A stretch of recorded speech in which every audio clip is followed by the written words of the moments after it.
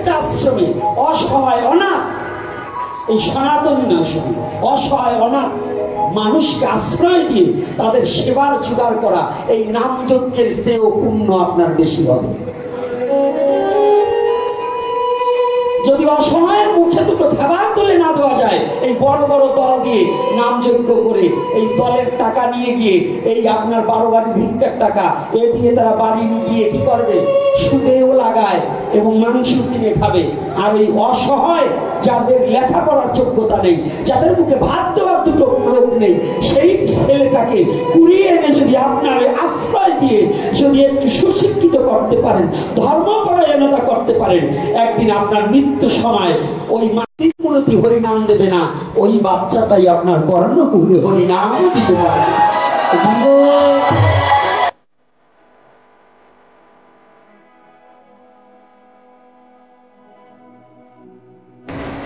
শ্রীকৃষ্ণ চৈতন্য অবতারে যে হরিনামের আগে ভাগবত, এই ভাগবতের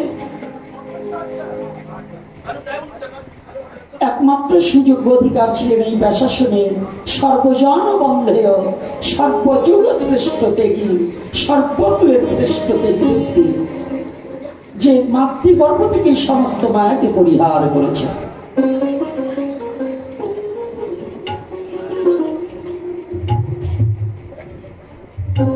সেখানে বলেছে, গ্রন্থকার গ্রন্থে লিপিবদ্ধ করলেন, মায়াবদ্ধ জীবের নাই কৃষ্ণ স্মৃতি জ্ঞান। এটা কিন্তু আমার কথা নয়, নাকি বাবা আমার কথা? সাধুরা বলবেন মায়েদের প্রণাম করি, কিন্তু সম্মুখে বেশি মায়েরা পড়ে গেছে, বাবার এক সাইডে পড়ে গেছে, এজন্য আলোচনাটা একটু ব্যতিক্রম হয়ে যাচ্ছে।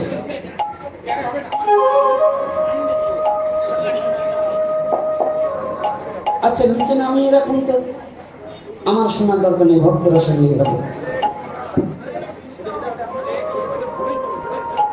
কথা বলো না।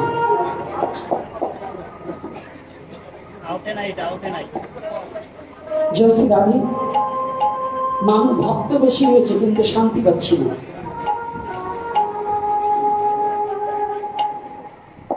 তো আজকে সর্বজন বন্ধ, এখানে কি বললেন? মায়াবদ্ধ জীবের নাই কৃষ্ণ স্মৃতি জ্ঞান।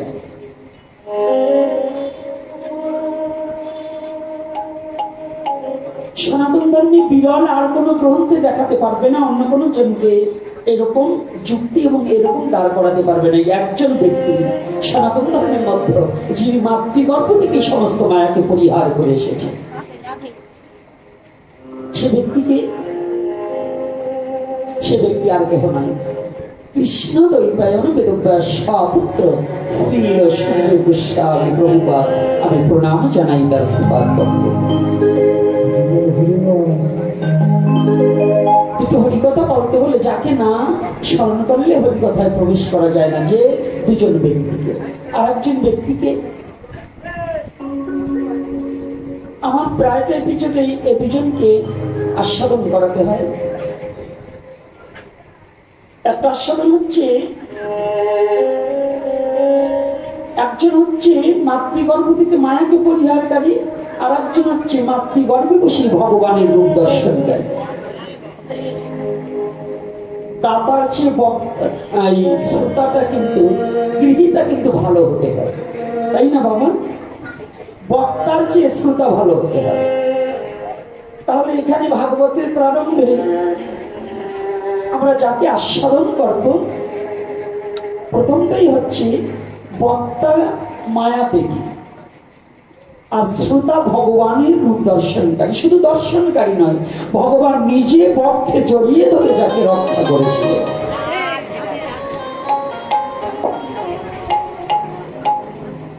তবে আজকে আমার মনে লেগেছে তো, আজকে বড় যন্ত্রণা পেয়েছি। আজকে পার্বনায় পাগলের বাড়িতে আসার সাথে সাথেই দেখলাম সবারই একটু গেটির রক্তে তেরা। অফিস রুমে ঢোকাতে শুরু করে এই স্টেজে আসছি, তাও গেটির লোক বাঁকা। মানে আমরা যে তারা এই ভাব যায় না। একজনের কথার দাসি যদি তোমার সহ্য না হয়, তো ভক্ত হবা কি করে বাবা? এই যে গজার মাছের মতো গেটির রক যে বাঁকা করে চোখ উল্টে পড়ো, এইরকম ভাব থাকলে সাধুর সঙ্গে আইসো না।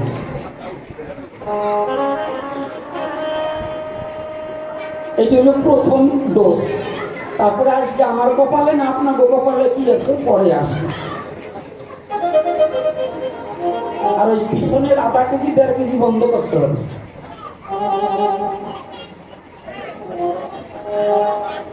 ভক্ত ভালো কিন্তু আলোচক ভালো না। চেহারাটাও যেমন অসুরের মতো, কথাবার্তাও তাই। তবে চরণে কৃপা করে শুনেছি পুরাণে মহিমা ব্যাখ্যা নেই, অসম্ভব সম্ভাবে যদি সাধুগুরু বৈষ্ণবের কৃপা হয়। ভগবান যাহা দিতে নারে ভক্ত তাহা দিতে পারে। ভগবান যেখানে পরাভূত হয়ে যায়, ভক্ত সেখানে সক্ষম হয়। ভগবানের পরশে কেউ চরিত্র পরিবর্তন হয়নি, কিন্তু ভগবানের ভক্তের পরশে অনেক অসৎ চরিত্র সৎ চরিত্রের অধিকারী হয়েছে। তাই যদিও আমার স্বভাবটা আসলে প্রবৃত্ত, তথাপি আজ আপনাদের মতো দেবতাদের চরণের প্রান্তে আমি ওই লক্ষ্মী, দুর্গা, সরস্বতী ও দেবতা জীবনে কোনোদিন দেখিনি। তবে দেখেছি এই মনুষ্য রূপ যে দেবতাগুলো আছে আমার সম্মুখে, এই দেবতাদের চরণে প্রান্তে যেন আমার অবনত মস্তকে যেন অভিমানটাকে পরিত্যাগ করে যেন এই মানুষ রূপী দেবতার চরণে প্রান্তে যেন দাসত্ব স্বীকার করে জীবন লীলা সাঙ্গ করতে পারে।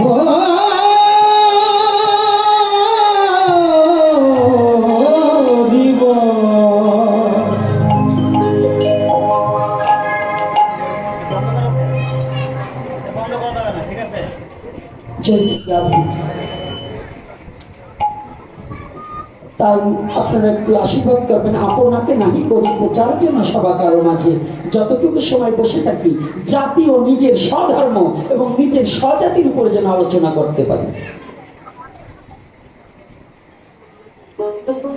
অর্থাৎ সনাতন ধর্মে কোনো কিছু কম নেই। আমার অন্য ধর্মে হাত দিতে হবে না, অন্য জায়গায় হাত দিতে হবে না। সনাতন ধর্ম এমন একটা ধর্ম যে ধর্মে সনাতনে আছে সবই, তোরা যাহা চাবি তাহাই পাবি। এই সনাতনে বিন্দু মাত্র কোনো কিছু কমতি নাই, কিন্তু খুঁজতে হবে, বুঝতে হবে। খুঁজি না তাই বুঝি না, বুঝি না তাই খুঁজি না। খুঁজলে কিছু বুঝতাম, আর বুঝলেই কিছু বুঝতাম।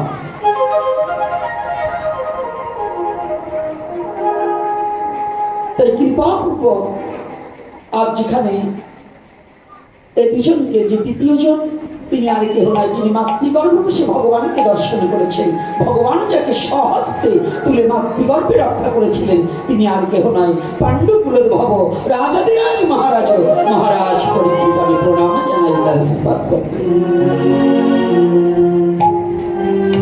শ্রবণাম মঙ্গলম, শ্রবণে মঙ্গল। শ্রীমদ ভগবদ গীতায় বলেছে কর্ম করার কথা, আর ভাগবত বলেছেন শ্রবণের কথা। নববিধা ভক্তির প্রথম শ্রবণ। নাকি আজকে এমন একটা জায়গায় আসছি, না বলেও পারছি না। আজকে আশেপাশে যারা তত্ত্ব নিয়ে তত্ত্ব সম্রাটেরা বসে আছে, একদিকে কৃষ্ণ ভক্তজন, আর একদিকে কবির দল। গৌতম সরকার, সুজন সরকার, সুরেশ সরকার, যত সরকার সবাই পার্কনার চতুর্দিকেই আছে। এই সরকারদের মধ্যে মানে যা কিছু কবি তাই হচ্ছে কবি। এদের মধ্যে হরি কথা বলাটা বড় টাফ ব্যাপার। আমি আবার সরকারও না, আমাদের দরকারও না। তবে আপনাদের আশীর্বাদ হলে পরে দু এক কথা বলা চলে। নববিধা ভক্তির মধ্যে প্রথম শ্রবণ। এই নাম যজ্ঞ দেওয়ার কথা কোন শাস্ত্রে বলা নেই। আজকে মাইক দেওয়ার কথা মনে হবে আমার কপালে। ওই কীর্তনীয়রা ভাই 9 দল বায়না করছে, 9 দলের লোক 9-10কে 90 জন, এরা কি শুরু করলে আমার বাঁচার কায়দা নেই। ওরা বলবে যে আমাদের খাবার বন্ধ করবার আসছে। না বাবা না, সেখানে না। কোন শাস্ত্রে বলেনি নাম যজ্ঞ দাও। মহাপ্রভু বললেন নাম করো। নাম করতে বলছে না নাম দিতে বলছে বাবা? আপনার নাম দিচ্ছেন, নাম করেন কতজন? আমার কথা কিন্তু একটু ব্যতিক্রম। ভাগবত যেখান থেকে আসছি তখন থেকে শুরু, ওই বসে বসে ভঙ্গি ভাঙ্গা পড়ে। তাহলে নাম করার কথা বলছেন, কি বললেন? কীর্তন সংকীর্তন আলাদা। গৌতম সরকার আবার চৈতন্য চরিতামৃতের উপরে ভালো দখল আছে। গৌতম সরকার বলছে বাবা আমি কিন্তু সামনে যাব না, আমি অফিসে থাকবো। আরে অফিসে থাকলে কি হবে? মরার বয়স যত করো জমে ছাড়বে না। জমের সাথে যখন বাড়ি ছিঁড়ে গেছে আর জমে ছাড়বে না। তবে কথাটা শোনো বাবা, মহাপ্রভু কি বলছেন? 10-5 মিনি সবে দাঁড়েতে বসিয়া কীর্তন করহ সবে হাতে তালি দিয়া। সবে মিলে দাঁড়েতে বসিয়া কীর্তন করো সবে হাতে তালি দিয়া। মহাপ্রভু বাক্য প্রভু মিথ্যা হয় না, এ কথাটা অনেক ভক্তের জানাতে পারে না। হরে কৃষ্ণ হরে কৃষ্ণ কৃষ্ণ কৃষ্ণ হরে হরে, হরে রাম হরে রাম রাম রাম হরে হরে। তাহলে আমার মহাপ্রভু বলেন মৃদঙ্গ না থাকিলেও চলিবে।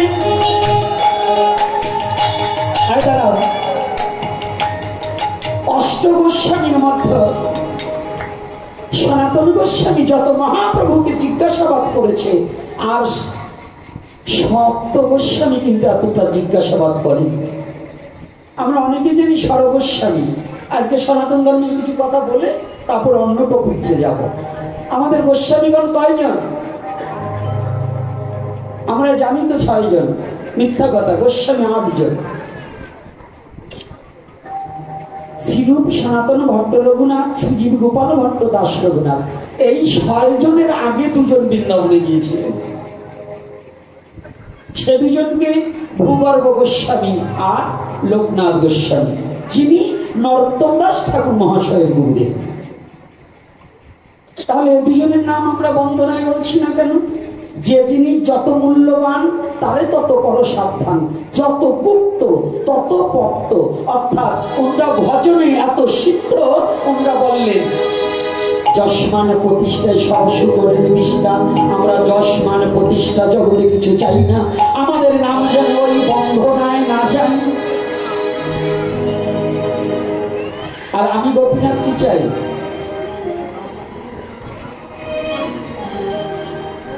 এই মায়ের বাচ্চা দুটো নিয়ে যখন জানো যে ওরা কি করবে, তুমি দূরে যাও।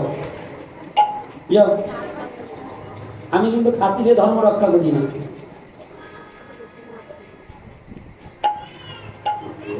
ধর্ম আগে, তারপরে খাতির করবো। বাচ্চাকে খাওয়ার সময় খাতির করবো, পড়াবার সময় খাতির করবো বলে ছেলের বিয়ে পাস করবে না, বিয়ে পাসই করবে। এই জন্য যখন যেমন তখন তেমন। যুদ্ধক্ষেত্রে করজোরে দাঁড়ানো যাবে না, যুদ্ধক্ষেত্রে অস্ত্র হাতে নিয়ে যুদ্ধ করতে হবে। আর ধর্মক্ষেত্রে গেলে পরে চরণ সেবার অধিকার নিয়ে চরণ সেবা করতে হবে, নাকি? রাধে রাধে। আজকে এই 2 জন গোস্বামী একেবারে নিজেকে দীনহীন দৈন্যের মূরতি করে নিজেকে এমন ভাবে বদ্ধ করলেন যে আমার গুণের কথা যেন বিশ্ব জগতে প্রকাশ না পায়। নিজেকে একেবারে গুপ্ত করে দিলেন এই 2 জন, ভূগর্ভ গোস্বামী আর লোকনাথ গোস্বামী। তাই বন্দনার মধ্যে 6 জনের নাম এসেছে, আর 2 জনের নাম আসেনি। এর মধ্যে 6 জনের মধ্যে মহাপ্রভুর সাথে বারংবার কথোপকথন করেছে হচ্ছেন সনাতন গোস্বামী। সনাতন শিক্ষা যতটা বড়, রূপ শিক্ষাটা কিন্তু তত বড় না, কি নাকি বাবা? যারা শাস্ত্র অধ্যয়ন করেছেন সনাতন একদিন জিজ্ঞাসা করলেন, আমরা তো জিজ্ঞাসা করি গুরুদেব বাড়ি আসলে যে বাবা আমার ছেলে কেমন করে বিদেশে যেতে পারবে, আমার সংসারের রোগ ব্যাধি যায় না কেন, হ্যাঁ এগুলো তাই না, জমিতে এবার ভালো ফসল হয়নি, এটা আমাদের জিজ্ঞাসা। আর সনাতনের সনাতন জিজ্ঞাসা।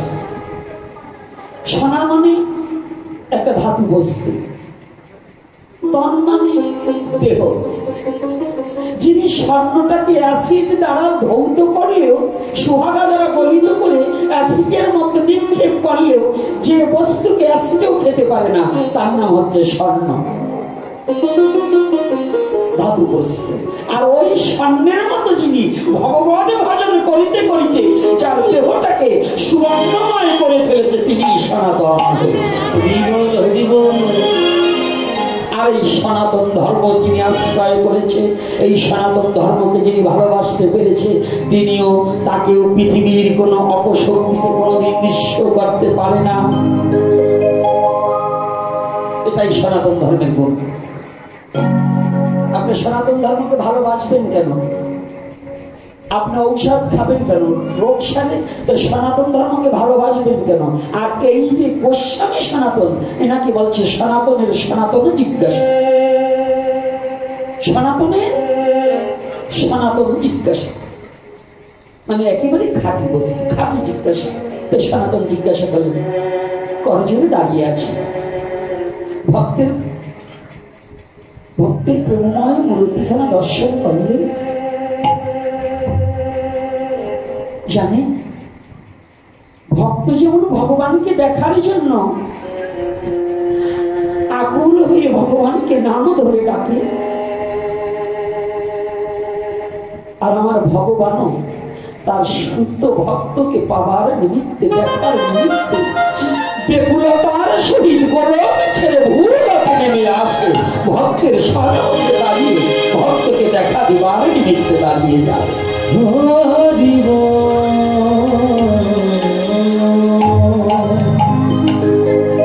প্রেমের মূর্তি নিয়ে, প্রেম পুরুষোত্তম ভগবান গৌরী হরি বসে বসে হরি নাম করছে। ইতিমধ্যে সনাতনে সে উপনীত হয়েছে। দুটি নয়ন দ্বারা প্রেমাস্ত্র বহির্গত হচ্ছে। বদন দেখলে তো কিছু চেনা যায়। মহাপ্রভু ডাকছে, সনাতন, অসনাতন, দণ্ডবোধ কিছু করি। সনাতন, তোমার বদনে দেখে মনে হচ্ছে তুমি কিছু আমার কাছে জিজ্ঞাসা করবে। তোমার বদন এখানে যেন এত চিন্তিত কেন, একটিবার বলো। সনাতনের সনাতন জিজ্ঞাসা, প্রভু আমার বড় ইচ্ছা তোমার কাছে একটু জিজ্ঞাসা করার জন্য এসেছি। কেন, কি জিজ্ঞাসা? প্রভু তুমি একবার খুলে বলো তো, এই বিশ্ব জগতে হরি নাম করতে কি প্রয়োজন হয়? হরি নাম করতে কি প্রয়োজন হয়? তোমার এই মধুমাখা হরি নাম, এটা করতে কি প্রয়োজন?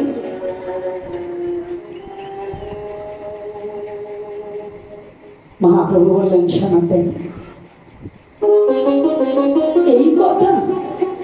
হ্যাঁ প্রভু, আমি এটাই জিজ্ঞাসা করছি, তোমার হরি নাম করতে কি প্রয়োজন?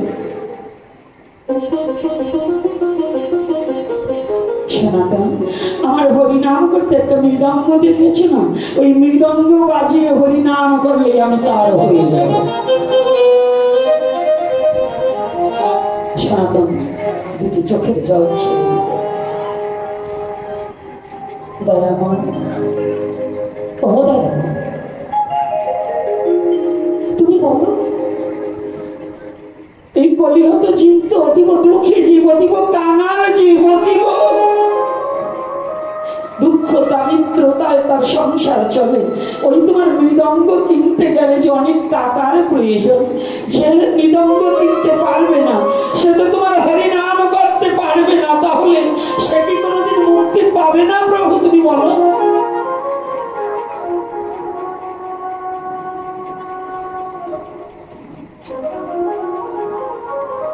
তুমি কি একটিবার দেখতে পাও না? এমনও তোমার ভক্ত আছে যার মৃদঙ্গ কিনবার কোনো সামর্থ্য নেই, কিন্তু নিরজনে বসে শুধু হা কৃষ্ণ কৃষ্ণ বলে দুটি চোখে জলে ভাসে, চোখে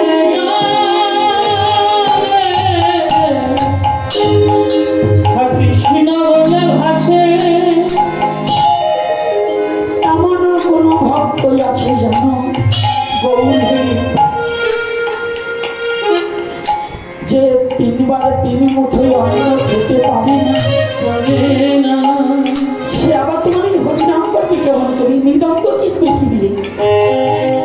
সনাতন সনাতন, যদি কারো মৃদঙ্গ কিনবার পয়সা না থাকে, করতাল দেখেছো না? একটু করতাল বাজিয়ে হরিনাম করলে আমি তাকে আমার করে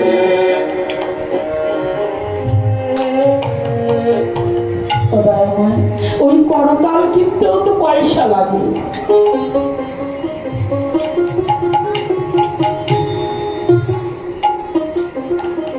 জানো প্রভু,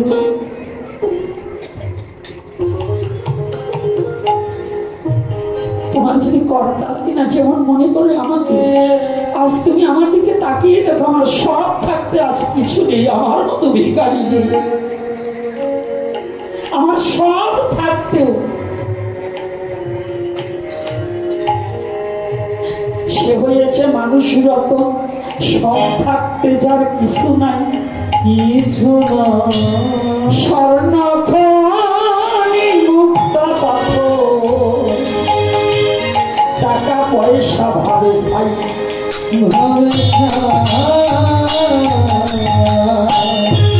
যার সব থাকিতেও কিছু নেই, এমনও কোনো জন আছে? তুমি আমার দিকে তাকিয়ে দেখো, আমার ওই করতাল কিনবার সামর্থ্য নেই। যার জগতে সামর্থ্য নেই, যার করতাল কিনবার সামর্থ্য নেই, সে কি তোমার হরিনাম করতে পারবে না?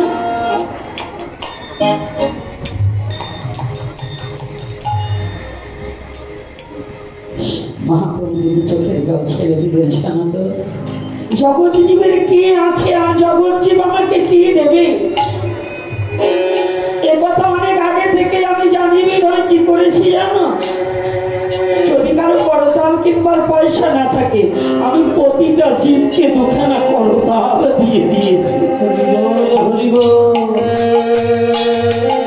প্রতিটা জীবকে দুখানা করতাল দিয়েছি।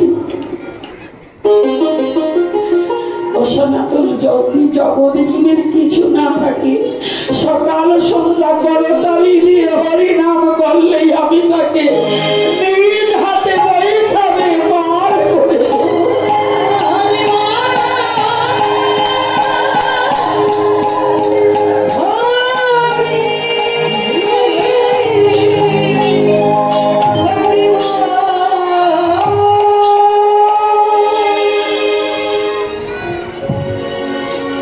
এখানকার পদ নিয়ে একজন পদকর্তা এই বিশ্ব জগতের মাঝে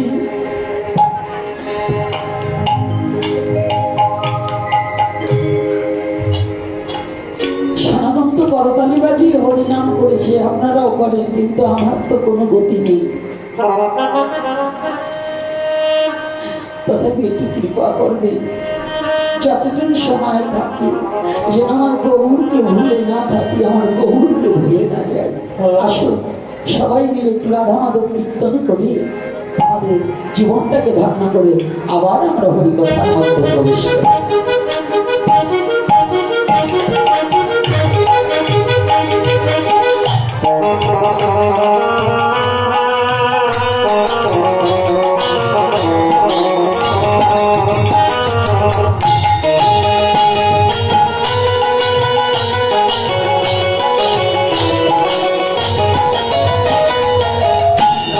যেখানে দাঁড়িয়ে কিংবা বসে আছি,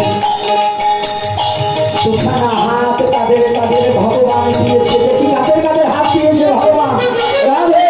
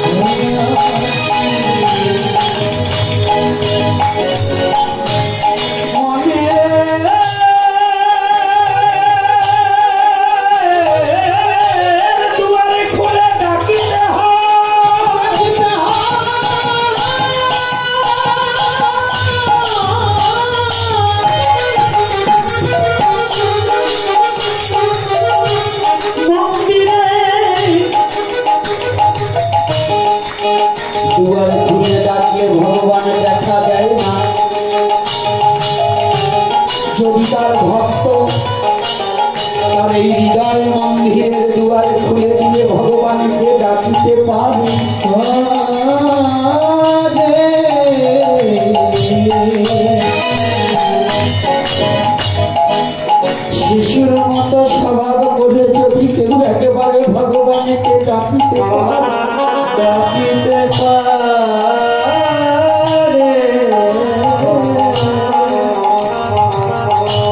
শিশু যেমন মাগিনে কিছু জানে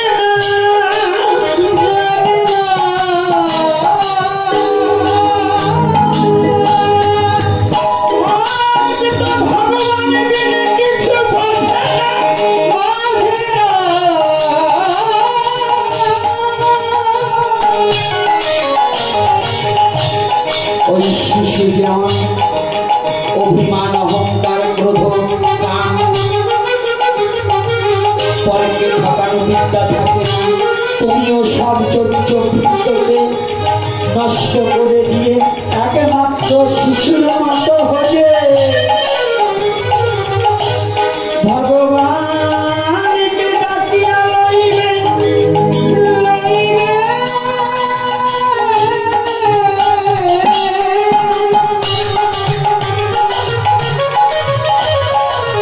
তবে তো ভগবানের হৃদয় দুয়ারে দাঁড়ায় তোমার সাথে দেখা দেবে। তাই আসুন সবাই মিলে কীর্তন করবো রাধে।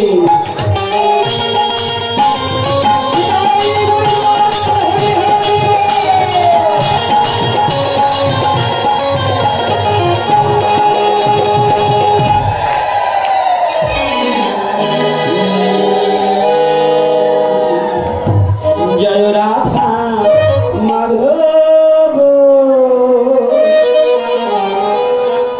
জয় কুঞ্জ বিহারী জয় রাধা মাধব জয় কুঞ্জ বিহারী জয় গোপী জনবল্লভ রাধে রাধে জয় গিরিবর ধারী জয় গোপী জনবল্লভ জয় গিরিবর ধারী জয় রাধা মাধব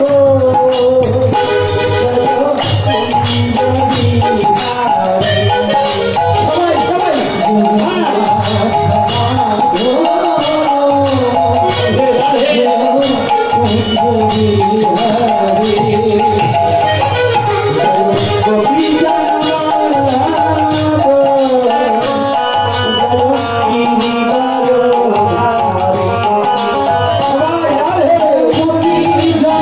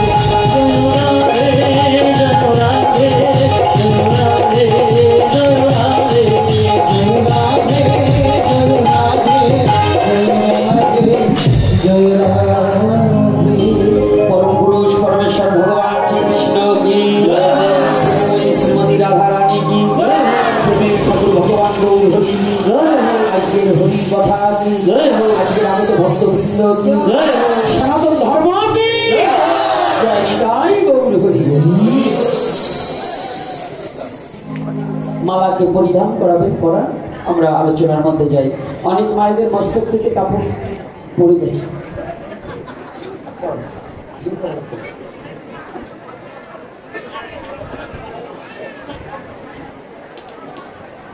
আস্তে, কি হলো?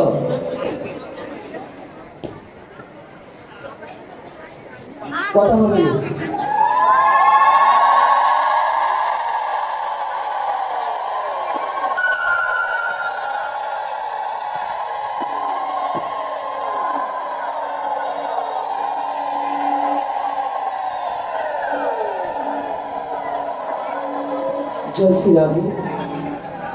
আজকের একটা অবস্থা আমি এই চিঠি পাওয়ার পরে দেখলাম, এই প্রোগ্রাম কাগজটা পাওয়ার পরে একটা দেখলাম যে আসবে জামাই আইসে পুত্র সাইকেল সাইকেল পানি, অর্থাৎ জামাই আসার কথা থাকলে যদি পুত্রে আসে তো আর শাশুড়ি ভালো লাগে না, লাগে নাকি? এখন আপনারা আসছেন আমার বাবা বিল্লমঙ্গল দাস মহাশয়ের হরিকথা আস্বাদনের জন্য, আর এখন এসে যাচ্ছেন এই পোড়ামুখে হনুমানটা। বুঝতে পারছি যে কষ্ট লাগছে, কিন্তু তথাপি এখন করবার কিছু নাই। আমাদের দুর্ভাগ্য হয়তো তার চরণ পাই নাই, তথাপিও যা আছে আছে বস্তু লইয়ে বিচার। বস্তু যদি না থাকে তাহলে বিচার করে লাভ নেই। এখন এটাও আমার সৌভাগ্য, যদি বাবা আজকে আসতো তাহলে আমি আপনাদের চরণ পেতাম না। এটা আমার মহাপ্রভু হয়তো কোন কারণে জানি না, হয়তো অযোগ্য তথাপিও আপনাদের যোগ্য, তাই আপনারা অযোগ্য বলেও যে চরণে যোগ্য বলে স্বীকার করে নিয়েছেন, এই জন্য আপনাদের শ্রীচরণে আমি চিরকৃতজ্ঞ। তবে বাবার আসলে পাঠ করা আমার চলে না, কারণ বাবা হচ্ছেন মহান আর আমি মূর্খ। মূর্খের দ্বারা কি হরিকথা হয়? তথাপি আজ দুটি প্রসঙ্গে সনাতনীদের জাগরণ বিশেষত্ব হিসেবে আজকে যে চিঠিখানা লিখেছেন, এই চিঠির উপরেও দুটো কথা বলবো এবং অন্যান্য দিকে ছাড় দিয়ে দুটো কথা বলে যাব। যেমন আজকে আমি বলেছিলাম, সর্বপ্রথম মহাপ্রভু বলিয়েছিলেন হরি নাম যজ্ঞের কথা প্রভু বলেন। প্রভু বলেছে, শোনো শোনো নিত্যানন্দ, শোনো হরিদাস, সর্বত্র আমার কথা করবে প্রকাশ। প্রতি ঘরে ঘরে গিয়া করে এই ভিক্ষা, ভজ কৃষ্ণ কহ কৃষ্ণ কর কৃষ্ণ শিক্ষা। কলির পাবন অবতারীকে, হ্যাঁ, যেমন বর্তমান যদিও নির্বাচিত সরকার না হয় অন্তর্বর্তী সরকার ইউনূস শাহ, তদ্রূপ ইউনূস শাহ যেমন এই বাংলাদেশ এখন যা বলবে তাই, আর আমার মহাপ্রভু অনির্বাচিত সরকার নয়, মহাপ্রভু হচ্ছে সনাতন ধর্মের নির্বাচিত পূর্ব সত্য যুগের প্রতিজ্ঞাবদ্ধ আবদ্ধ। এই মহাপ্রভু হচ্ছে যুগনায়ক, কলির পাবন অবতারী শ্রীকৃষ্ণ চৈতন্য মহাপ্রভু আমার গৌর হরি। এটা কিন্তু আপনাদের ওই বাপ দাদার নাম নাই মাঝখান দিয়ে চৈতন্য গোসাই, সে ভগবান না। সনাতন ধর্মের ভগবানের বাজার মিলে গেছে, ভগবান ঘাটে পথে এখন জ্বালাই গেছে। মহাপ্রভু কিন্তু এই ভগবানের মতো নয়, মহাপ্রভু হচ্ছে সাক্ষাৎ প্রচেন্দ্র নন্দন পরম পুরুষ পরমেশ্বর ভগবান শ্রীকৃষ্ণ, প্রেমময়ী শ্রীমতী রাধারানীর মিলিত তনু শ্রীকৃষ্ণ চৈতন্য গৌরাঙ্গ সুন্দর।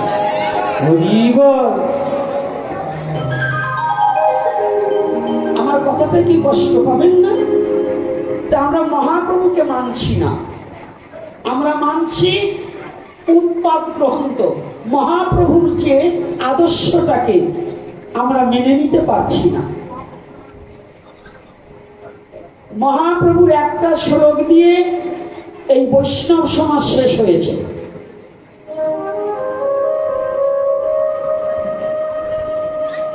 মহাপ্রভু কয়টা শ্লোক পণ্ডিত মশাই?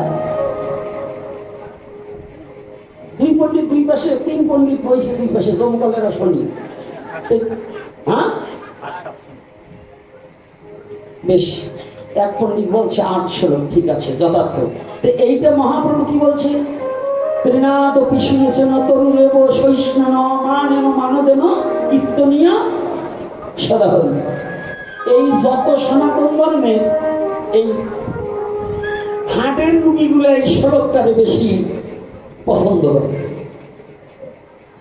হার্ট দুর্বল যে পাটি, এই একটা শ্লোক পড়ে আর কোনোটায় যায় না। এই একটা শ্লোক পড়ি পেলে ওরা হাড়ের রুগী হইয়ে এখন ওরা হাঁপানির বেয়ারামের মতো শুধু শ্বাসকষ্ট রুগীতে ভুগছে। কেউ কষ্ট পাবেন না। কথাটা কেন বলছি? এর কারণ আছে। অর্থাৎ মহাপ্রভু বলছে ত্রিনাদপি শুনেছেন তরুরেব শৈষ্ণ অমানেন মানদেন কীর্তনিয়া সদা হল। বৈষ্ণব হইতে মোর মনে ছিল 7 ত্রিনাদপি শ্লোকেতে পড়ে গেলাম। এই শ্লোকখানাই শুধু আমাদের বৈষ্ণব সমাজে কথা কথিত। আর একটা কি? অনর্পিত চরিত চিরাগ করুণায় অবতীর্ণ কলৌ সমর্পিত উন্নত উজ্জ্বল রসম স্বভক্তি শ্রিয়ম ওই পুরাট সুন্দর দিদি কদম্ব সত্যপিত সদা হৃদয় কন্দরে স্মৃত বা সচিরনন্দন। এই দুইখান শ্লোক যদি কোনো সাধারণ জনগণ জানে সে গোসাইগিরি করতে পারে, আর কিছু লাগে না। আর যদি 13 খান গান জানা যায় তাহলে গুরুগিরি করা কোনো ব্যাপার নয়। কিন্তু এই শ্লোকখানা কোন ক্ষেত্রে মহাপ্রভু কার জন্য প্রশস্ত করলেন এইটা কিন্তু ভুলে বসে আছে। মহাপ্রভু যখন এই হরিনাম প্রচার করেছিলেন, মহাপ্রভু নাম বিতরণের সময় অনেক বাধাগ্রস্ত হতে হয়েছে। সর্বপ্রথম মহাপ্রভু যখন বর্ণবাদের বিরুদ্ধে যখন মহাপ্রভু সোচ্চার হয়ে জাতি ধর্ম বর্ণ নির্বিশেষে হরিনাম সবার প্রয়োজন এই পদ যেদিন মহাপ্রভু প্রচার করেছিলেন, সর্বপ্রথম মহাপ্রভুর বিরোধী আচরণ করেছিলেন মহাপ্রভুর আপনজন। জানেন তো কারা? এই কথা বলতে হবে, আমার কথা আমি যখন আসবো 2-4টে কথা বলতে হবে। কারা মহাপ্রভুর বিরুদ্ধে আচরণ? সর্বপ্রথম মহাপ্রভুর বাদী কে হয়েছে? মহাপ্রভুর বংশধর, তাই না? পণ্ডিত মশাই আবার একটু হনা বললেন, কারণ আমি কথা বললে আবার ওনাকে দলে যাবে, ওনাকে আবার জাত গোষ্ঠী কম পড়ে যাবে। সর্বপ্রথম হচ্ছে মহাপ্রভুকে বিনাশ করার জন্য তার স্বজাতি তাকে টার্গেট করেছিল, কিন্তু সাক্ষাৎ ভগবান বিধায় তাকে কেউ বিনাশ করতে পারে। এই সনাতনী জাতি হচ্ছে আত্মঘাতী, নিজেরাই নিজের জাতিকে হত্যা করার জন্য বসে আছে। অর্থাৎ এরা নিজের জাতিকে মহাপ্রভুকে না মেনে এরা মহাপ্রভুর শ্লোককে শুধু মানছে, মহাপ্রভুকে মানে না। কি করে? ধীরে ধীরে যাব। মহাপ্রভু বললেন তুমি নাম করো। আপনাদের এই কোটালীপাড়া কয় জায়গায় নামযোগ্য হতো আগে বাবা? এত নামযোগ্য হতো? এখন এই কোটালীপাড়াতে নামযোগ্যে কিন্তু প্রতিযোগিতা চলছে, কার সে কে কত ভালো দল আনতে পারবে, তাই না? কালেকশন কার কত ভালো হবে। ডোনার কোন এমপির সাথে ভালো রিলেশন রাখলে পরে আমি কয়েক টন চাল পাবো, এই না বাবা? আমি আগেই চরণে হাত দিয়ে নিচ্ছি, কোনো কমিটির লোক থাকলে তারা চাপবেন না, কারণ আমি কোনো কমিটিকে উদ্দেশ্য করে বলছি না। আমি আমার জাতি এবং আমার ধর্মের অবস্থার উপরে কিছু কথা না বলে গেলে চলবে না, কারণ এগুলো বলছে না। তাহলে শাস্ত্রে বললেন হরি নাম করার কথা, আর আমরা নাম দিচ্ছি কিন্তু নাম করছি না। কারণ বড় দল দিয়ে নাম দিলে তোমার লাভ নেই। শ্রবণাম মঙ্গলম, হরি কথা শ্রবণের কথা বলেনি, ভাগবতীয় কথা শ্রবণাম মঙ্গলম। এখানে যত পণ্ডিতজন আছেন, যত বিদগ্ধজন আছেন, একবারও মহাপ্রভু কোথায় বলছে হরে কৃষ্ণ নাম শুনলেই তোদের মঙ্গল হইবে? একজন ব্যক্তি দেখাতে পারবেন, হাত তুলে বলুন যে আমি অমুক শাস্ত্রে অমুক জায়গায় দেখেছি যে মহাপ্রভু বলছে হরে কৃষ্ণ নাম শুনলেই তোদের মুক্তি হয়ে যাবে? কি মায়েরা? মায়েদের মধ্যে অনেক গুণীজন জ্ঞানী আছে, জ্ঞানবতী আছে, তাহলে যদি না থাকে, কিন্তু আমি শাস্ত্রে দেখিয়ে দিতে পারবো শ্রবণাম মঙ্গলম। সেটা কোথায়? ভাগবতে। ভাগবত কি? ভাগবত হচ্ছে বেদ নিগম কল্পতরু বিগলিত ফলম। বেদ নিগম কল্পতরু বিগলিত ফলম, এই ভাগবত। তাহলে ভাগবত সাক্ষ্য দিলেন শ্রবণাম মঙ্গলম। গীতায় কিন্তু বলেনি আমার কথা শুনলেই তোমার মঙ্গল হবে। গীতা এরকম সিদ্ধান্ত দিয়েছে? গীতায় সিদ্ধান্ত দিলেন গীতা তো পাঠ করা, গীতা স্কুল চলছে, কিন্তু গীতাটাকে হৃদয়ে ধারণ করার মতো সনাতনী খুব কম আছে। গীতাখানে এখন পাঠ্যপুস্তক হিসেবে ব্যবহার করা হচ্ছে, কিন্তু গীতা যে জীবন চলার সংবিধান, এটাকে মেনে নিতে পারছি না। গীতার আদর্শটা হচ্ছে জীবন চলার সংবিধান। অর্জুন বললেন যুদ্ধ করবো না, ভগবান বললেন যুদ্ধ করতে হবে। এখানে কর্মই শ্রেষ্ঠ। রাধে রাধে। আজকে আমি জানি এই কোটালি পাড়াতে, সারা বাংলাদেশের মধ্যে এই কোটালি পাড়ায় কিন্তু শিক্ষিত সমাজ কম নেই সনাতনীদের মধ্যে। আর এই সনাতনীদের মধ্যে সাধুও কম নেই। কোটালি পাড়া অনেক মহাপুরুষের জন্ম। এই কোটালি পাড়ায় কিন্তু অনেক মহাপুরুষের জন্ম। এটা কিন্তু বৃহত্তম ফরিদপুরের আওতাধীন ছিল, তাই তো? এই বৃহত্তম ফরিদপুরে যত মহাপুরুষের আবির্ভাব ঘটেছে, অন্যান্য ডিস্ট্রিক্টে কিন্তু এত নেই। অথচ বলেন তো মহাপ্রভু এবং ভগবান বারংবার কেন আবির্ভাব হয়েছে জানেন তো? গীতায় কি বলছে? আদা আদা হি ধর্মস্য গ্লানি। যেখানে ধর্ম নষ্ট হয়ে যাচ্ছে, অধর্ম বেড়ে যাচ্ছে, সেখানেই আমি অবতীর্ণ হই, নাকি এ কথা না? রাধে রাধে। একবার কি নিজের বিবেকের কাছে প্রশ্ন করেছেন এই কলির যুগের চেয়ে সত্য যুগে অধর্ম বেশি ছিল? যদি সত্য যুগে অধর্ম বেশি না থাকতো, এই 10 অবতারের মধ্যে কয়জন অবতার সত্য যুগে? বাবা, বেশি অবতার সত্য যুগে নয়? তাহলে উনি আসছে কেন? অধর্মের জন্য। তাহলে সত্য যুগে অধর্ম বেশি ছিল। এই যত যুগ আছে, 4 যুগের মধ্যে শ্রেষ্ঠ যুগ হচ্ছে কলির যুগ। শ্রেষ্ঠ যুগ কোনটা? কলির যুগ। ভালো করে বুঝে নিতে হবে কেন বলছি। তাহলে এই কলির যুগ যদি শ্রেষ্ঠ হয় 4 যুগের মাধ্যমে, তাহলে এই যত মাটি আছে পৃথিবীতে, যত মাটি আছে তার মধ্যে ভারতবর্ষ হচ্ছে পবিত্র মাটি সনাতনীদের জন্য। কাদের জন্য? আমি সারা বিশ্বের আর একজন নাও মানতে পারে, অন্য এক ধর্মের লোক নাও মানতে পারে, আমি তাদের জন্য বলছি না। এটা আমার সনাতন ধর্ম, সনাতনীদের জন্য। ভগবান রামচন্দ্রের আবির্ভাব ভারতবর্ষ ভূমিতে, ভগবান কৃষ্ণচন্দ্রের আবির্ভাব ভারত ভূমিতে, ভগবান নারায়ণের আবির্ভাব ভারত ভূমিতে, ভগবান গৌর হরির আবির্ভাব তখন এটাও ভারত ভূমির মধ্যে ছিল। পিতৃলয় ছিল শ্রীহট্টে। এখন বঙ্গভূমি ভাগ হয়ে গেছে। কিন্তু ভালো করে জানতে হবে, পৃথিবীতে যত মাটি আছে তার মধ্যে সনাতনীদের জন্য শ্রেষ্ঠ পবিত্র মাটি হচ্ছে ভারত ভূমি। আমি বাংলা ভূমিকে প্রণাম করি, এটা আমার জন্মভূমি হিসাবে, কিন্তু ভগবানের জন্মভূমি হিসাবে নয়। কারণ বাংলার জন্ম মাত্র 53 বছর।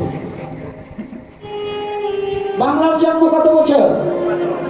তাহলে আমি তো সনাতনী, বাঙালি হিসেবে বাংলাদেশকে আমি প্রণাম করি, কিন্তু সনাতনী হিসেবে আমি আমার ভারত ভূমিকে প্রণাম করি। বলো না গো রাধে রাধে। কথাগুলো কিন্তু একটু ভালো করে মেমোরিতে ঢুকাতে হবে। আজকের কথাগুলো কিন্তু ওই কান্নাকাটির কথা কম, ওই মরা পোড়ায় নিয়ে কথা বলবো না। বিজয় সরকারের দিকে মরা পড়া নিয়ে গান গাইয়ে চলে যাবো না। আজকে ভালো কিছু বিজ্ঞ শ্রোতা দেখছি আমার ডান ভাগে বসা আছে, যাদের কৃষ্ণ কথা নয় শুধু দর্শনের উপর আলোচনাটা বোঝার মতো যোগ্যতা আছে, যাদের দর্শন শাস্ত্র সম্বন্ধে অভিজ্ঞতা নাই, ছয়খানা দর্শন আদ্য মধ্য কাব্য ন্যায় সাংখ্য পাতঞ্জাল এই দর্শনের উপর যাদের অভিজ্ঞতা না আছে তারা গৌড়ের তত্ত্বটাকে অবলোকন করতে পারবে না, তারা সনাতন ধর্ম সম্বন্ধে কিছু বুঝতে পারবে না। ভক্তিমার্গ আলাদা, অন্ধ হিসেবে অন্ধের কাছে পৃথিবীর সবই সমান। ওই ভক্ত যখন ভক্তি মার্গে যায় তখন তার কিছু প্রয়োজন নাই, কিন্তু জ্ঞানী ভক্ত আমার অর্জুন কি বললেন, তোমার কোন ভক্ত শ্রেয়? কি বলছে? জ্ঞানী ভক্ত আমার শ্রেয়। আর চৈতন্য চরিতামৃত বললেন রায় রামানন্দের সাধ্যের নির্ণয়ে জ্ঞান মিশ্র ভক্তি সর্বসাধ্য সার প্রভুকে ইহা বাহ্য আগে গহ্বর। বললেন জ্ঞান শূন্য ভক্তি সর্বসাধ্য সার, ইহা কিছু হয় আগে গহ্বর। নাকি রাধে রাধে না মিথ্যা বলছি নাকি? এখন গীতার আলোক আর চৈতন্য চরিতামৃতে মানবেন কোন ভগবানের কথা বলুন? উনি বললেন জ্ঞানী ভক্তই শ্রেয়, আর ওখানে বললেন জ্ঞানী ভক্ত কোনো কাজ নেই। ভগবান কিন্তু দুজন কোনটা মানবেন? অর্থাৎ কারণ আছে, ক্ষেত্রটা ক্ষেত্র ক্ষেত্র বিভাগ যোগ, কোন ক্ষেত্রে কোন ফসল বলতে হবে এই চিন্তা চেতনা যাদের মধ্যে না আছে তারা কোনো সনাতনী তত্ত্ব বুঝতে পারবে না। সনাতনী তত্ত্ব বুঝতে হলে পরে আগে ক্ষেত্র ক্ষেত্র বিভাগ যোগ ক্ষেত্রটাকে নির্ণয় করা জানতে হবে। আজকে কি সমস্ত ভারত ভূমির মধ্যে এই বাংলাদেশে ভারত ভূমি, তখনকার কথা বলছি, এখনকার কথা বলছি না, আবার কেউ মাইন্ড করবেন না। তখনকার কথা বলছি, তখনকার মতো ভারত ভূমি শ্রেষ্ঠ। আর এই ভারত ভূমির মাটির মধ্যে এই বাংলাদেশের মাটি শ্রেষ্ঠ। বলেন তো কেন? যেখানে প্রেমের ঠাকুর শ্রীমান গৌর হরি এসে অবতীর্ণ হয়েছে।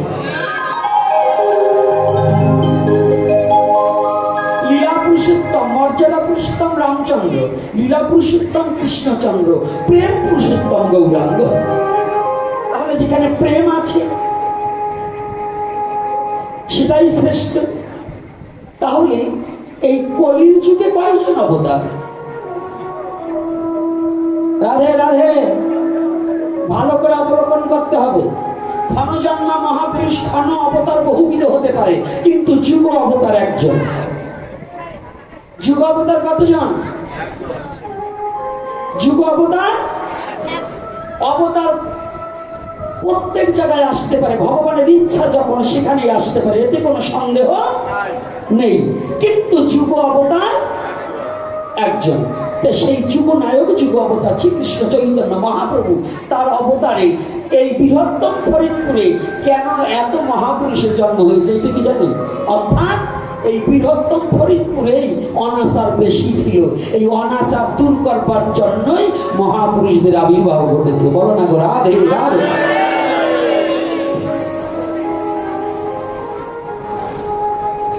কি কষ্ট হচ্ছে না তো বাবারা? কোথায় আলোচনা করবো না করবো না? হ্যাঁ, এইখানে আলোচনা করবো না, খালি শুধু হরি কথা বলে চলে যাবো। দুটো দরকার আছে না?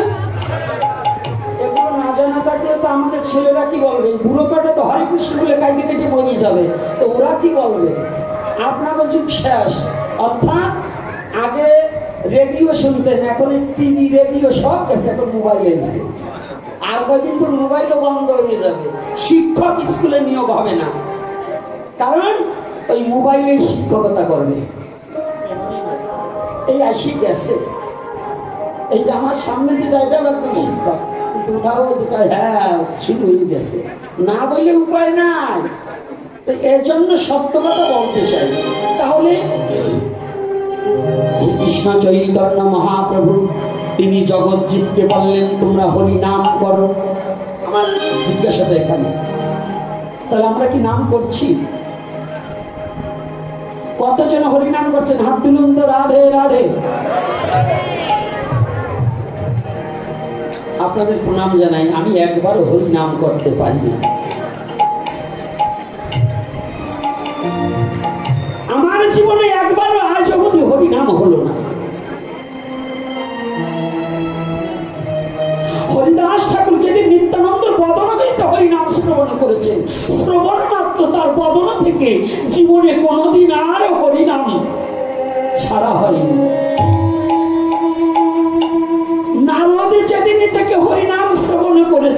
সেদিন থেকে নারদ আর কোনোদিন হরিনাম বন্ধ করতে পারে। ব্রহ্মা চতুর্মুখে যেদিন হরিনাম 8 কর্ণে যেদিন ব্রহ্মা হরিনাম শ্রবণ করেছিলেন, সে হতেই ব্রহ্মা ব্রহ্মকুণ্ডে জপের মালা হাতে নিয়ে জপতে বসে গেলেন।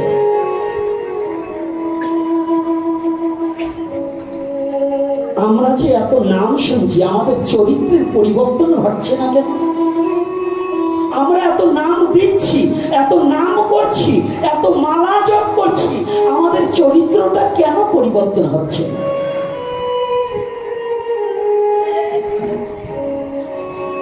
আচ্ছা বলুন তো, এতগুলো ব্যক্তি আমরা এখানে আসি, সবাই অনেকেই হাত তুলেছেন আমি হরি নাম করি।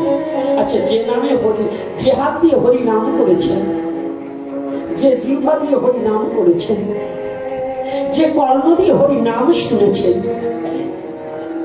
যে বদন দিয়ে হরি নাম উচ্চারণ করেছেন, যে নাসিকার অন্ত দিয়ে ভগবানের চরণ স্পর্শ সুগন্ধ আস্বাদন করেছেন, যে নয়ন দিয়ে ভগবানের রূপরাশি দর্শন করেছেন, আসে একটিবার বলুন তো, বুকে হাত দিয়ে বলুন তো, যেদিন হতে এই দেহখানা সমর্পণ করেছিলেন, তাহলে তো সমর্পিত চিত্ত হয়ে গেছে। সেই চিত্তে আর সেই বদনে কি করে মানুষকে আঘাত দেওয়া কথা আসে? সেই হস্ত দিয়ে কি করে, যে হাতে হরিনাম করেন সেই হাত দিয়ে একজনকে আঘাত করেন, যে বদনে দিয়ে হরিনাম করছেন সেই বদনে দিয়ে একজনকে কটাক্ষ ভাষায় গালিগালাজ করছেন।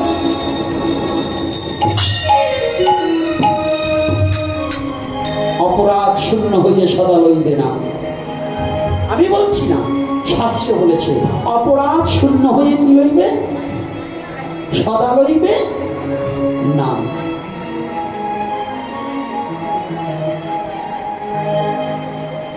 এই হরিদাস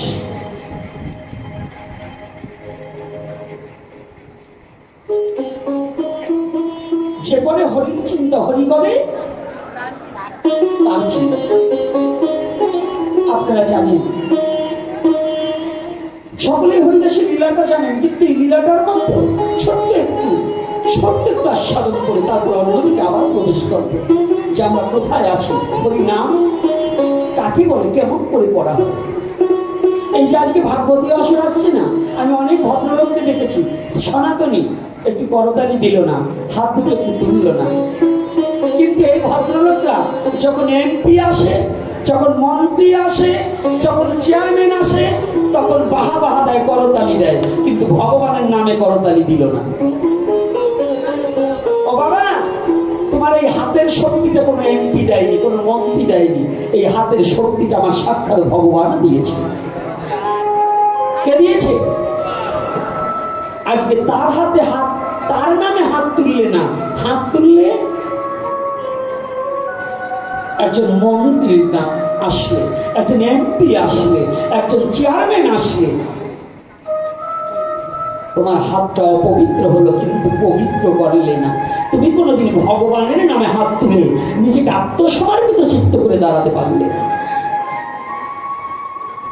এই যে ভাগবতী আসন ভালো করে একটু জানি, আস্বাদন করি।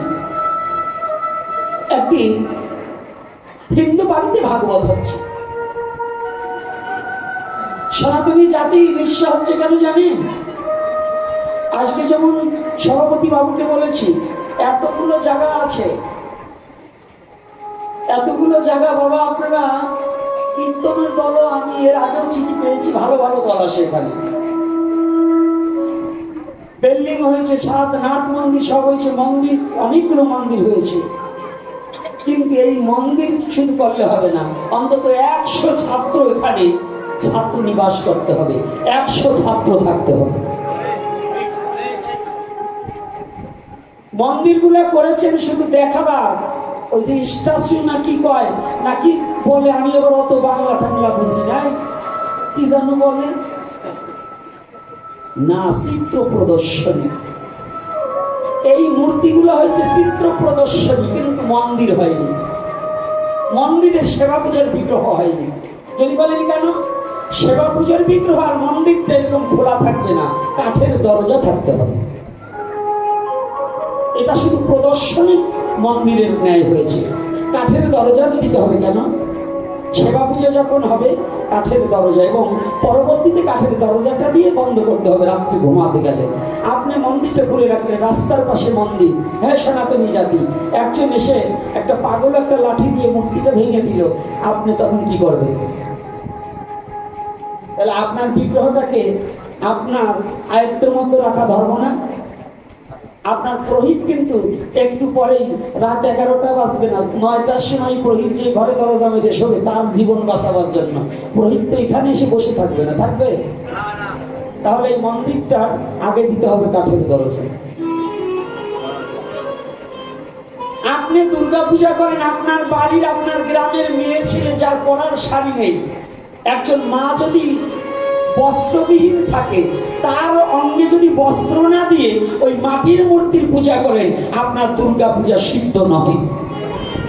এই মাটির পূজা করে আপনার কোনো লাভ হবে না। যে জাতির নারী উলঙ্গ থাকবে আর ওই মাটির মূর্তিকে 20,000 টাকা দামের শাড়ি পরাবে, ওই জাতি জীবনে কোনোদিন মানুষ হতে পারবে না। ওই জাতির কোনো ধর্ম থাকে না। ধর্ম কার জন্য? পশুর জন্য না মানুষের জন্য? এই ধর্ম কার জন্য? আমি মানুষ হয়ে যদি ধর্ম মানুষের জন্য হয়, আর একটা মানুষ যদি বস্ত্র অবস্থায় থাকে আর আমি মাটির মূর্তির জন্য, ওটা তো তার ধর্ম না, ধর্ম তো আমার। মাটির মূর্তির কোনো ধর্ম না, ধর্ম আমার, আমি মানুষ, আমার জন্য ধর্ম। তাহলে আমার ধর্মটা প্রতিপালন করতে হলে আগে কি প্রয়োজন? আগে কি প্রয়োজন? মানুষকে তৈরি করা।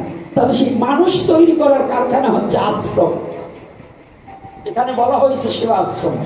প্রত্যেকটা আশ্রমে অসহায় অনাথ, এই সনাতনী নয় শুধু, অসহায় অনাথ মানুষকে আশ্রয় দিয়ে তাদের সেবার জোগাড় করা, এই নাম যজ্ঞের চেয়েও পুণ্য আপনার বেশি হবে। যদি অসহায়ের মুখে দুটো খাবার তুলে না দেওয়া যায়, এই বড় বড় দল দিয়ে নাম যজ্ঞ করে এই দলের টাকা নিয়ে গিয়ে, এই আপনার 12 বাড়ির ভিক্ষার টাকা এ দিয়ে তারা বাড়ি নিয়ে গিয়ে কি করবে? সুদেও লাগায় এবং মাংস কিনে খাবে। আর এই অসহায় যাদের লেখাপড়ার যোগ্যতা নেই, যাদের মুখে ভাত দেওয়ার দুটো লোক নেই, সেই ছেলেটাকে কুড়িয়ে এনে যদি আপনার আশ্রয় দিয়ে যদি একটু সুশিক্ষিত করতে পারেন, ধর্মপরায়ণতা করতে পারেন, একদিন আপনার মৃত্যু সময় ওই মাটির মূর্তি হরিনাম দেবে না, ওই বাচ্চাটাই আপনার কর্ণকুহরে হরিনাম দিতে পারবে। ধর্ম কোনটা? ধর্ম কোনটা? কষ্ট লাগছে নাকি আমার কথায়? কষ্ট হচ্ছে না তো? রাধে রাধে। ওই ধর্মই আজকে পাশে বাড়ি ভাগবত হচ্ছে, তখন সনাতন ধর্মের জাতাজাতির খুব কল, উঁচু নিচু, এই নমসূত্র যেতে পারবে না ব্রাহ্মণ বাড়ি, ঋষির তো কোনো কথাই নাই তৎকালীন সময়। তবে এখন সেটা নেই। যদি কোনো ব্রাহ্মণ বাবা থেকে থাকেন, আপনাকে বলছি না, আমি কোনোদিন কোনো ব্রাহ্মণকে অসম্মান করার জন্য নয়।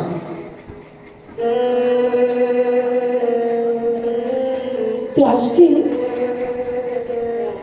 হরিদাস ঠাকুরের জন্মটা কিন্তু ব্রাহ্মণের ঘরে। আমাদের অবহেলার কারণে, আমি কিন্তু বারংবার বলেছি, এই বাংলাদেশের মধ্যে কোনো সনাতনী ধর্ম ছাড়া কোনো ধর্ম আগে ছিল না। 12 জন আউলিয়া এসে এই বাংলাদেশে ইসলাম প্রচার করেছে। আর এই এত সংখ্যায় বেড়েছে একটাই কারণ, সনাতনী জাতির হিংসার কারণ। ইতিহাস আমি বলছি না।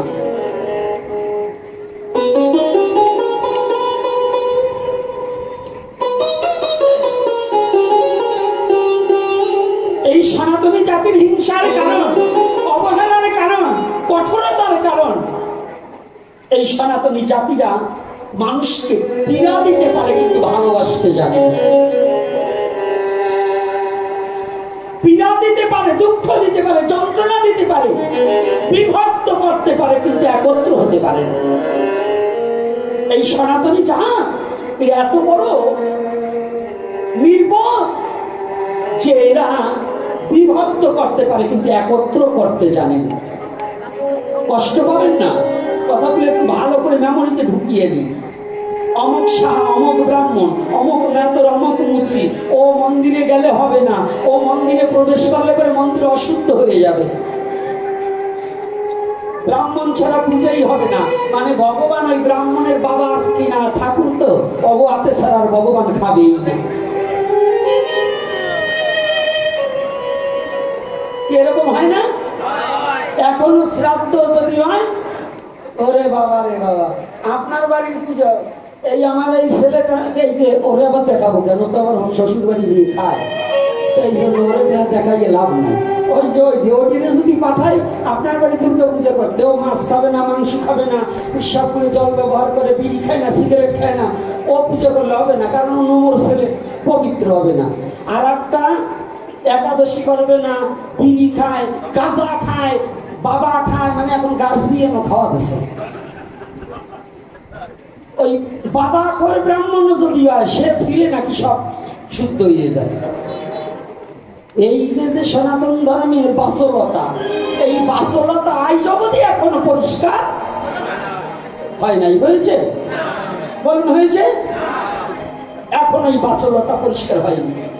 আর আমার সিদ্ধান্তটা নয়, আমার মহাপ্রভু বললেন, যেই ভজে সেই ভক্ত, আর সব ছাড়, কৃষ্ণ ভজনে নাই জাতি কুলাদি বিচার। হরি বল, হরি বল। কথাটা বুঝতে পারছি? আমার সিদ্ধান্ত না, মহাপ্রভুর সিদ্ধান্ত। তাহলে এখানে কি বলছে একটু ভালো করে জানি। তৎকালীন সময় জাতাজাতিটা বেশি ছিল, জন্ম রয়েছে ব্রাহ্মণ কুলে, কিন্তু পূর্ব জন্মের অভিশাপ সূত্রে ছোটবেলায় পিতামাতা মারা গেলে পরে লুভি ব্রাহ্মণেরা সম্পত্তি ভোগের আশায় হরিদাসকে শ্মশান থেকে কুড়িয়ে আনে না। সতীদাহ প্রথা কিন্তু পূর্বে ছিল না, পরে হয়েছে। মধ্যবিত্ত যুগে কিছু কাল করেছে, আবার পরে কিছু করেছে, কিছু হয়নি। ওই শক্তের ভক্ত নরমের জম। যদি কেউ বলেন আসুন, একজন ইতিহাসবিদ আমার কাছে আসুন, যে সনাতন ধর্মে সতীদাহ প্রথা চালু ছিল। আমি বললাম সত্য যুগে ছিল না, ত্রেতা যুগে ছিল না, দ্বাপর যুগে ছিল না, কলির কিছু অংশ সময় ব্রাহ্মণ শাসিত সমাজে ছিল, পরবর্তীতে ছিল না, আবার পরবর্তীতে করতে চেয়েছিল, সেটাও পারেনি। আসতে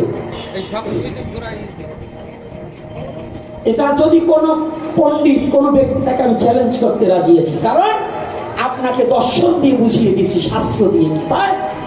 আচ্ছা বলুন দেখি, ত্রেতা যুগে যদি সতীদাহ প্রথা থাকতো, রামচন্দ্রের 3 জন মা, রাজা দশরথ মারা গেল, ওই 3 পুরাইল না কেন? ত্রেতা যুগে ছিল কিনা? আর কথা বলেন না কে কর্তারা? তাহলে সতীদাহ যদি থাকতো, তাহলে রামচন্দ্রের মারে পোড়াতো। যুবক ছেলেরা, আজকে এইটা নতুন একটা কথা, কিন্তু এইটা মেমোরিতে এতদিন তোমাদের ঢোকেনি, আজকে ঢুকে দিল। কি সত্য না মিথ্যা? আচ্ছা, এই যে দাপর যুগে পাণ্ডু যখন মারা যায়, তার 2 জন স্ত্রী জীবিত ছিল না? হ্যাঁ, কুন্তী ও মাতৃ। আচ্ছা, অভিমন্যু মারা গেল, তার স্ত্রী উত্তরা কি জীবিত ছিল না? তাহলে যদি সতীদাহ প্রথা হতো, এগুলোরে পোড়াইল না কেন? কথা আসবে কিনা? অনেকে তো এখানে ডাল খেয়েছেন, কিন্তু গোলাই খান নাই, উপরের দেখাই গেছেন। আচ্ছা বলুন দেখি, এখানে একটা করলাম খারাপ, আর একটা যদি কলির যুগে আসেন। আচ্ছা, জগন্নাথ মিশ্র মারা গেলেন, মহাপ্রভুর মা শচী দেবী তখন জীবিত ছিল না? যদি সতীদাহ প্রথা থাকতো, ওই ব্রাহ্মণের স্বয়ং সাক্ষাৎ ভগবানের বাবা মারা গেল, তার মারে কেন পোড়াইল না? পোড়াইছে কাদের? নরম যেগুলো, সেইগুলো। ওই লুভি ব্রাহ্মণেরা ওই নারীর প্রতি আসক্তি হয়ে, যে নারীকে ভোগ করতে পারে নাই, মৃত্যুর পরে প্রতিশোধ নেওয়ার জন্য তার স্বামী যখন মারা যায়, বলছে ওরে তোর দেহ ভোগ করতে পারলাম না, তাহলে তোরে মাইরেই ছাড়বো, ওই জোর করে নিয়ে শ্মশানের উপর পোড়াই ধরতো। এইটা সতীদাহ নামে চালাইত। কথাটা কি বুঝতে পারছি? রাধে রাধে। ও মা, আপনাকে বাসার বুদ্ধি করে দিচ্ছি, নাইলে ওই এগুলি চালু হইতো একটাও থাকতা না।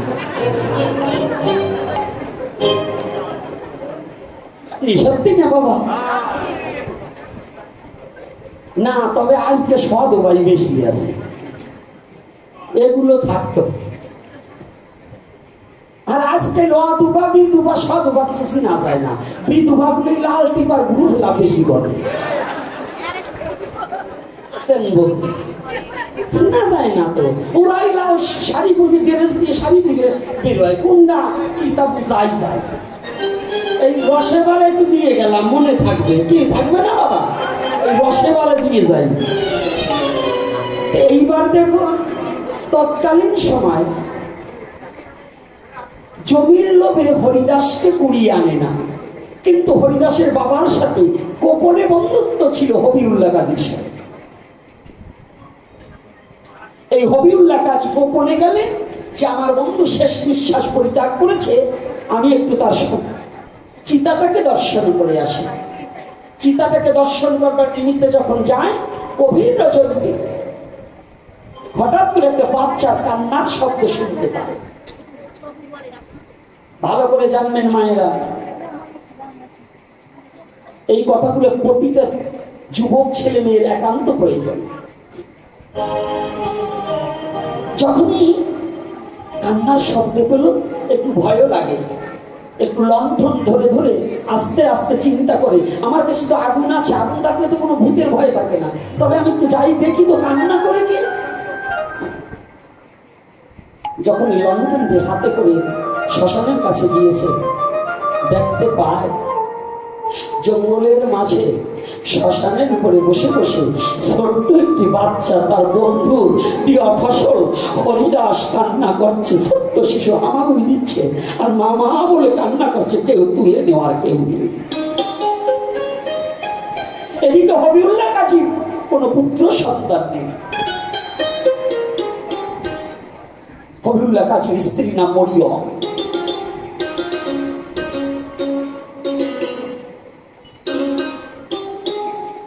হবিউল্লাহ গাজী ওই রাতের অন্ধকারে দুটি হাত উপরের দিকে তুলে দিয়ে মোনাজাতের কায়দায় ধরে বলছে, পাক পড়বার দেখার, হে আল্লাহ, তুমি আমার কথা শুনেছো, এতদিন পরে আমার বন্ধুর মধ্য দিয়ে আমার মনোবাসনা পূর্ণ করেছো। বন্ধু চলে গেছে ঠিকই, কিন্তু ছেলেটা আমাকে দিয়ে গেছে।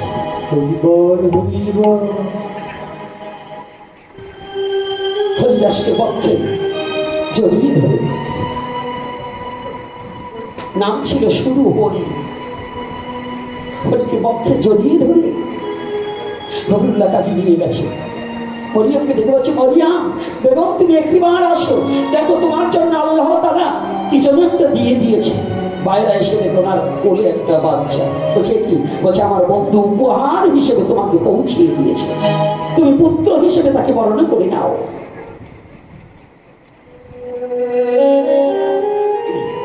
যার জগতে কেউ নেই, আশ্রয় দাতা নেই, মরিয়ম পুত্রকে পক্ষে পেয়ে আনন্দে আত্মহারা হয়ে প্রতিপালন করছে। দিনার দিনে শিশুকলা সম শিশু বাড়িতে রাখছে। কিন্তু হরি যখন একটু বড় হয়েছে, পাশের পাড়ায় হিন্দু পাড়া সপ্তাহকাল ব্যাপী ভাগবতীয় কথা, এক সপ্তাহকাল ব্যাপী ভাগবতীয় কথা। ওই ভাগবতীয় কথায় হরিদাসের মন, হরির মন খুব কাঁদে, আমি একটু হরি কথা শুনতে যাবো, তো গোপনে গিয়েছে। কিন্তু জানেন তো, আমাদের সমাজের লোকেরা, শুধু সমাজ নয়, শুধু সনাতনী জাতি নয়, এই পৃথিবীর মনুষ্য জাতি গরিবরে কেউ ভালোবাসতে চায় না, কাঙালকে কেউ ভালোবাসতে চায় না, ধনী ধনীর সাথে আত্মীয়তা করে, ধনী কখনো গরিবকে বুকে টেনে নিতে চায় না। যদি কোনো ধনাঢ্য ব্যক্তির আত্মীয় গরিব হয়, যদি পথে মধ্যে দেখা হয়, তাকে পরিচয় দিতেও যেন কোনো কোনো ধনী ব্যক্তি একটু ইতস্ত বোধ হয়। এরকম হয় না? বহুদিন পরে আমি সামনে বলতে ইচ্ছা না, তথাপি এসে গেল। আমি বহুত লোকের সাথে চলেছি। আমার একটা ছেলে এসেছে ট্যাকেরহাট ডক্টরস ল্যাবের সাথে জড়িত, প্রীতিশ। আমি শুধু ওর একটা জিনিস লক্ষ্য করে ওকে আমি ভালোবেসেছি, সেটা হচ্ছে ওর বাড়িতেও যখন গেছি তার আগেও আমার মনটা এতটা কাঁদেনি ওর জন্য। কিন্তু ওর বাড়িতে যাওয়ার পরে দেখলাম যারা একেবারে নিম্ন স্তরে, যাদের একেবারে দিনহীন, তাদেরও ও যদি আত্মীয় হয়, ও নিজে বলে বাবা আমার অমুক না, আমার মামা তো বলতে অমুকের অমুক, অমুকের অমুক, এই আমার আত্মীয়। ভগবান ওকে ধন দিয়েছে, কিন্তু ধনের অহংকারটা দেয়। জানি যে ব্যক্তি সভাকারে নিজেকে বিলিয়ে দিতে পারে, পৃথিবীতে যে ব্যক্তি আমার বাড়ির ফুল বাগিচা ফুল সকলের হবে, আমার ঘরের মাটির প্রদীপ আলোকে দিবে সবে, যার হৃদয়ের মাঝে এই আত্মচেতনা উপলব্ধি জাগে বিশ্ব জগতে, সেই প্রকৃত মানুষ হতে পারে, সেই প্রকৃত মানুষ হতে পারে।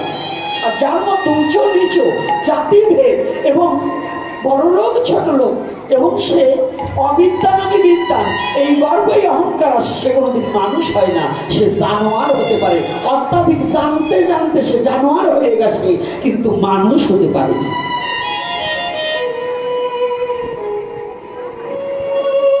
হরিদাস যখনই হরিবাসনে এসেছে না, সবাই দূর দূর করে কুকুরের মতো তাড়িয়ে দিচ্ছে। মুসলমানের ছেলে হয়ে এই হরিবাসনে আসলে আমাদের এটা অপবিত্র হয়ে যাবে, এই সরে যা সরে যা। কিন্তু হরিদাসের মন ডুবে গেছে হরিকথায়। সবাই বসেছে ওই রামপ্রসাদে সেই গানের মতো, আমায় একটু জায়গা দাও মায়ের মন্দিরে বসে, আমি সবার পিছনে থাকবো, শুধু মনে মনে মাকে ভাববো। কারো বাধা হলে সাজা দিও যত খুশি, আমাকে একটু জায়গা দাও মায়ের মন্দিরে বসে।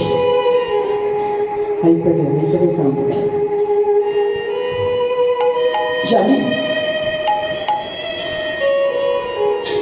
যারা ভগবানকে একবার চির জন্মের মতো ভালোবাসতে পারে,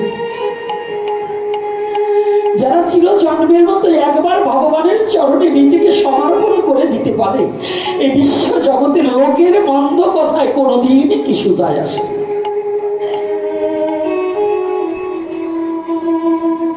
যারা শুদ্ধ কৃষ্ণ ভক্ত,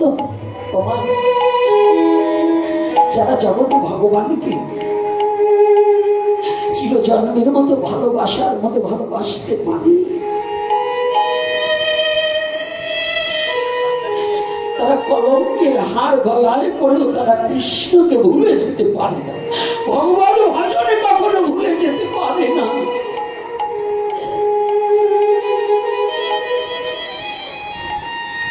তাদের যত দুঃখ জীবনে নেমে আসুক না কেন, সমস্ত দুঃখ যেন তারা পার করে দিতে পারে, তথাপি ভগবানকে ভুলে যেতে পারে না।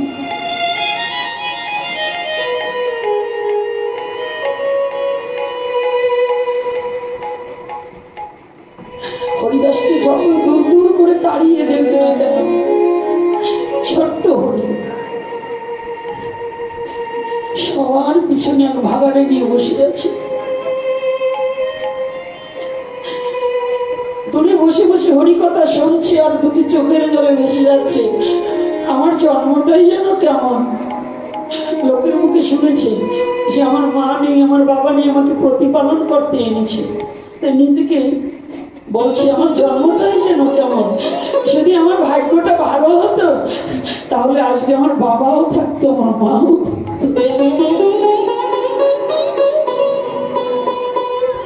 আমার দুর্ভাগ্য যে আজকে আমার মাও নেই, আমার বাবাও নেই। হঠাৎ করে ভাগবত ভক্ত আলোচনা সাপেক্ষে বলেছে, এই জগতে যার কেউ নেই তাহার ভগবান আছে, তাহার গোবিন্দ আছে।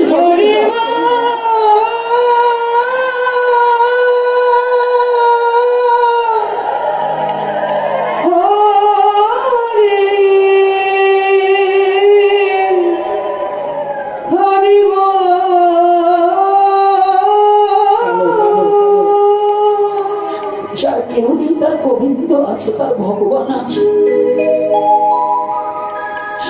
হরিদাস অমনি দুটি চোখের জল ছেড়ে দিয়েছে। তাহলে তো আমার জগতে কেউ নেই, আমার তো তুমি আছো রে গোবিন্দ, তুমি ছাড়া তো জগতে আমার আর কেউ নেই।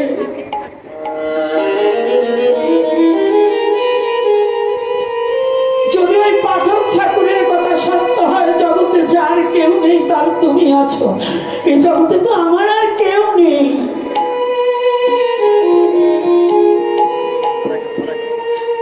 বলো আমার কে আছে?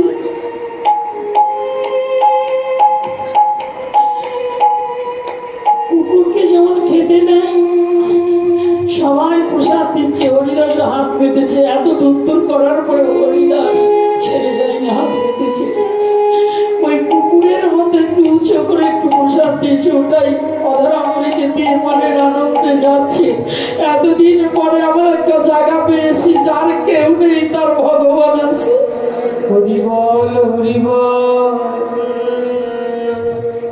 চলে গেছে, কিন্তু প্রতিদিন ছোট বালক কাজ না করলে তো খাবার নেই। ওই গরু ছাগল ভেড়া চড়াতে নিয়ে যায়, কিন্তু ছোট বাচ্চা তো প্রখর রোদের তাপে যখন একটু বৃক্ষতলায় বসে ঘুমিয়ে পড়ে, পরের ফসল নষ্ট করলে সবাই গিয়ে হরিউল্লাহ কাজীর কাছে নালিশ করে। হরিউল্লাহ কাজী নাম রেখেছে আদর করে হারেছ।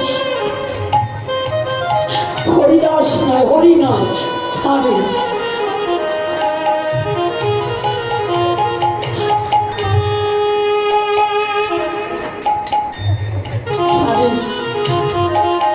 মা বলছে হারেছ চলে যা, আজকে সকাল হয়ে গেছে, যা। প্রতিদিন ওই লোকে এসে নালিশ করে হরিউল্লাহ কাজী ওকে মারে। আর পাশের বাড়ির লোকেরা বলে, তোর আপন মা বাবা হলে তোকে কিরকম মারত, ওরা আরো দাঁত কেটে গেছে। আজকে গরু ছাগল ভেড়া নিয়ে মাঠে গিয়েছে, সারা মাঠে গরুগুলো খেয়ে বেড়াচ্ছে, ভেড়া ছাগলগুলো খাচ্ছে। প্রখর তাপ, একটু নিদ্রায় এসেছে আর কাঁদছে। আজকে ওখানে বসে একটা বৃক্ষতলায় বসে বসে কাঁদছে। আমি গতকাল শুনলাম হিন্দু বাড়িতে ভাগবতে বলছে, যার কেউ নেই তার নাকি তুমি আছো। যার কেউ নেই ভগবান নাকি তুমি তার আছো, জগতে তো আমার কেউ নেই, তুমি কি আমাকে দেখো না? এইভাবে তুমি বিনে আমার আর কেহ নাই, তুমি বিনে আমার কেহ নাই, তুমি বিনে আমার কেহ নাই। ওরে বলো কোথায় গিয়ে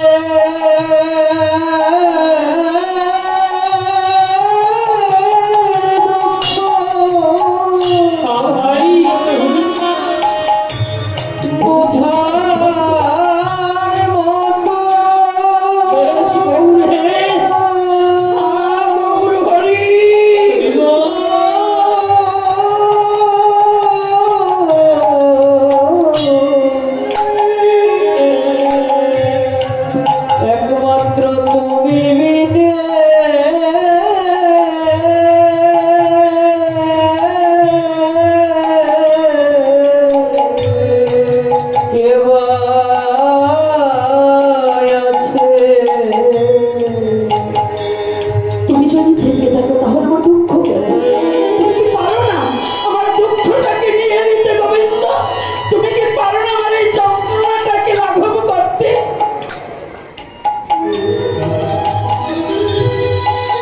তুমি কি বসো না? আজ গোবিন্দ চিন্তা করতে করতে ঘুমিয়ে পড়েছে। কখন যে ঘুমিয়ে পড়েছে হরি, হারে আজ কখন ঘুমিয়ে পড়েছে বুঝতে পারি।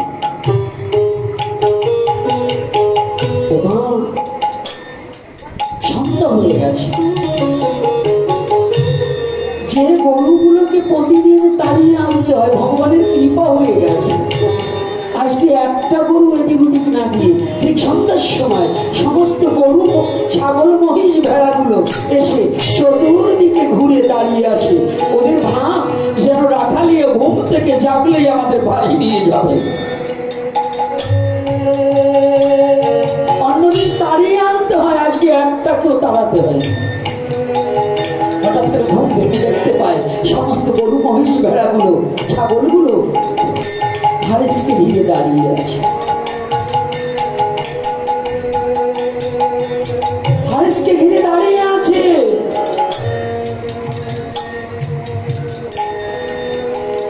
হারেস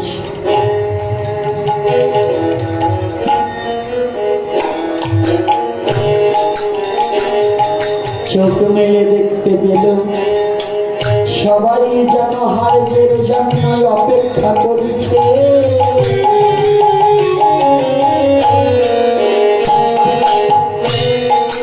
বাড়িতে তো হারেস না, মুসলমানের ছেলে। মাঠে এসে ভাব জেগেছি, আমি যদি হিন্দু বাড়ি ভাগবত আসলে হরিনাম হরিবল হরিবল বলে আমি যদি একটু প্রাণ ভরি বলতে পারতাম। হারেস সময় তো পাই না, আমি বাড়ি থেকেই তো বলতে পারবো না। আজ আমি এখানে বসে হরি বলবো, তাই বলছে হরি বলে হরি বল, হরি বলে হরি বল, হরি বল হরি বল, হরি বল হরি বল, হরি বল হরি বল, হরি বল হরি বল, হরি বল হরি বল, হরি বল হরি বল। আজ হারেস হরি নাম করছে, বা গৌর হরি বল হরি বল।